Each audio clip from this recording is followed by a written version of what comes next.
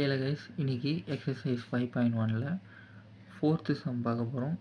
So 4th sum என்னென்னு கேட்டிங்கன்னா, find the equation of the circle with centre 2,3 and passing through the intersection of the lines 3x minus 2y minus 1 equal to 0 and 4x plus y minus 27 equal to 0. இதுதான் உங்களுக்கான question. So இந்த question எப்படி டயக்ராமெட்டிக்கலாக represent ஆகும்னா, இந்த மாதிரி நமக்கு centre கொடுத்தாச்சு, centre 2,3 and அந்த சர்க்கிளோட எட்ஜஸ் 2 லைனை கட் பண்ணுது. அந்த எட்ஜஸை 2 லைன் இன்டர்செக்ஷனாகி கட் பண்ணுது. ஓகேங்களா, இந்த மாதிரி கட் பண்ணுது. அந்த லைன் 1க்கு ஒரு ஈக்குவேஷன், லைன் 2க்கு ஒரு ஈக்குவேஷன் இந்த மாதிரி கொடுத்துருக்காங்க. ஸோ இதை சால்வ் பண்ணி இந்த கட் ஆகுது இல்லையா, இந்த பாயிண்ட்டை கண்டுபிடிச்சோம்னா இதுதான் இந்த சர்க்கிள் பாஸ் ஆகக்கூடிய பாயிண்ட் அண்ட் சென்டர். இது ரெண்டுத்தையும் வச்சு நம்ம ஈக்குவேஷன் ஆஃப் த சர்க்கிளை கண்டுபிடிக்கணும். ஸோ எப்படின்னு பார்ப்போம். ஃபஸ்ட்டு இந்த 2 ஈக்குவேஷனை சால்வ் பண்ணுவோம்.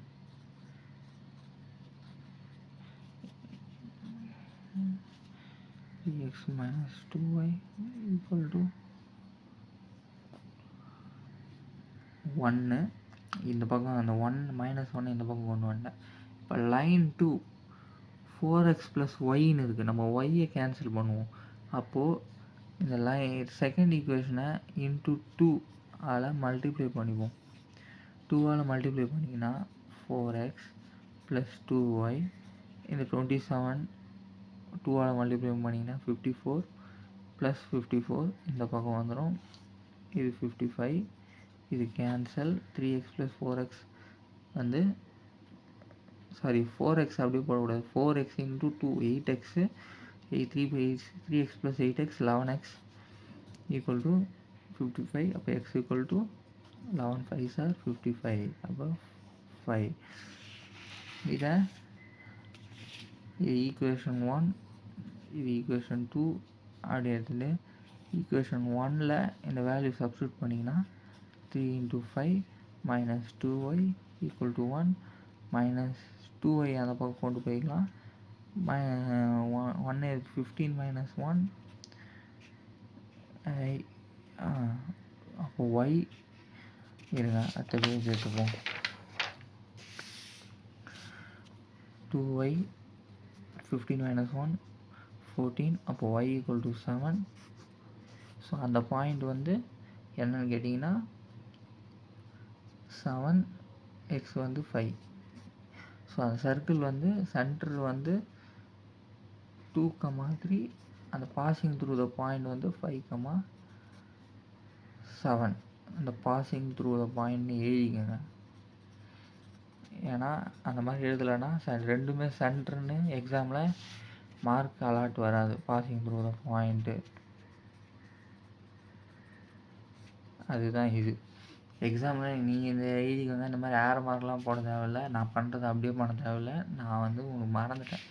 ஓகேங்களா, நான் இந்த பேஜில் போடணும். அந்த பேஜ் வந்து தனியாக வச்சுட்டேன்றதுனால நான் வந்து இது மாதிரி எழுதிக்கிறேன். ஓகே, இப்போது ஈக்குவேஷன் ஆஃப் தி சர்க்கிள் கண்டுபிடிக்கலாம். ஒன்றும் பிரச்சனை, ஜென்ரல் ஃபார்மில் கண்டுபிடிக்கலாம். ஏன்னா நமக்கு சென்டர் தெரியும், இன்னும் ரேடியஸ் தெரியணும், சர்க்கிளோட ரேடியஸ் தெரியணும். அப்போ ரேடியஸுக்கு r equal to x2 minus x1 whole square plus y2 minus y1 whole square. இப்போ இதில் 5 minus 2 whole square plus 7 minus 3 whole square. அப்போது 5 minus 2 3 ஸ்கொயர், 3 ஸ்கொயர் வந்து 9, 7 minus 3 4 plus 16 25 square root of 25 5. அப்போ r equal to 5 units.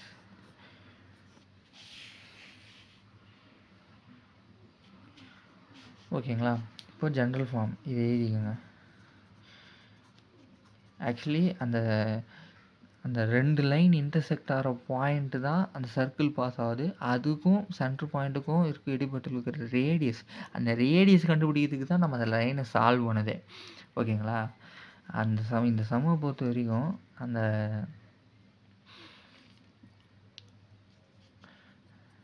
இது equation of the circle general form அப்படின்னு எழுதிக்கோங்க. Equation of the circle in general form x minus h whole square plus y minus k whole square equal to r square. இந்த ரேடியஸ்க்காக தான் நம்ம அந்த solve பண்ணி அந்த பாயிண்ட்டை கண்டுபிடிச்சி இவ்வளோ தூரம் கொண்டு வந்துருக்கோம். ஸோ அப்படியே x minus 2 plus y minus 3 equal to 5 square எழுதிக்கோங்க. and x square plus 4 minus 4x plus y square plus 9 2 3 is 6 minus 6x equal to 25. அப்படியே கொண்டு வந்தீங்கன்னா x square plus y square minus 4x sorry இது minus 6y minus 6y and 4 plus 9 13 minus 25 25 வந்துச்சுன்னா minus 25 சரி ஏதும் 13 minus 25 அப்போ தான் உங்களுக்கு புரியும். 13 minus 25 x square plus y square plus 4x minus 6y 13 minus 25 minus 12 correct minus 12 equal to 0. இதுதான் உங்களுக்கு ஃபைனலாக வர ஈக்குவேஷன்.